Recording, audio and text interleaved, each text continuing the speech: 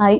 இன்னைக்கு நான் முத்துக்குமாரோட பிறந்த நாள். என்னால் வாழ்க்கையில் வந்துட்டு ஒரு 2 இழப்புலேருந்து வெளியே வரவே முடியல. ஒன்று வந்துட்டு கீராவோடது, இன்னொன்று வந்து நாமுவோடது. தெரியாதவங்க இழப்பு கூட நம்மள்ட்ட இவ்வளவு தாக்கத்தை ஏற்படுத்த முடியுமா அப்படின்னு சொல்லிட்டு என்னை யோசிக்க வச்ச 2 பேர் இவங்க. நாமுத்துக்குமாரை வந்துட்டு பாடல் ஆசிரியராக எல்லாரும் தெரியும், நல்லா எழுதுவார்னு எல்லாருக்கும் தெரியும். ஆனால் அவர் எவ்வளோ தீவிர வாசகர் அப்படின்னா, தமிழ் இலக்கியங்கள் இருக்கு இல்லையா, அதிலிருந்து அவரோட தாக்கம் வந்து பாடல் வரிகளில் நிறைய நிறைய நிறைய இருக்குது. அதுலேருந்து இன்றைக்கி ஒன்று வந்து நான் உங்களுக்கு எக்ஸாம்பிளுக்கு சொல்ல போகிறேன். அதில் வந்து குறுந்தொகை பாடல் ஒன்று இருக்குது. சிறியற்ற அறிவை கூந்தலின் நிறையவும் உளவும் நீ அறியும் பூவே அப்படின்னு சொல்லிட்டு ஒரு பாடல் வரி இருக்குது. அந்த பாடல் வரி அர்த்தம் என்னென்னா, வண்டே நீ வந்துட்டு எவ்வளோ அழகான நறுமணமுள்ள பூக்கள் வந்து தேன் சாப்பிட்ற இல்லையா, என்னோட காதலியோட கூந்தலை விடவா வந்துட்டு அதெல்லாம் வந்துட்டு மனமாக இருக்குது அப்படின்னு சொல்லிட்டு ஒரு குறுந்தொகை பாடலோட அழகான வரிகள் இருக்குது. இதை வந்து அழகாக சேதுபதிங்கிற ஒரு படத்தில் வந்து பாடல் வரிகளாக யூஸ் பண்ணியிருப்பாரு.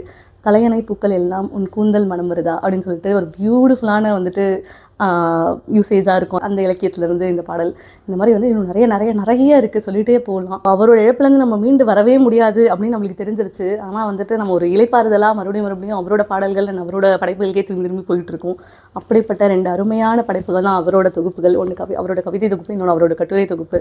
இதிலே அவரோட படைப்புகளில் ஆல்மோஸ்ட் எல்லாமே இதிலே கவர் ஆகிடும். மறுபடியும் அவர் கூட பயணம் பண்ணுறதுக்கு நம்மளுக்கு ஒரு வாய்ப்பாக இந்த 2 புத்தகங்களும் எப்போவுமே நம்ம கூட இருக்குது அப்படிங்கிறது நினச்சாலே ரொம்ப சந்தோஷமாக இருக்குது. பிறந்தநாள் வாழ்த்துக்கள். நான் முத்துக்குமார்.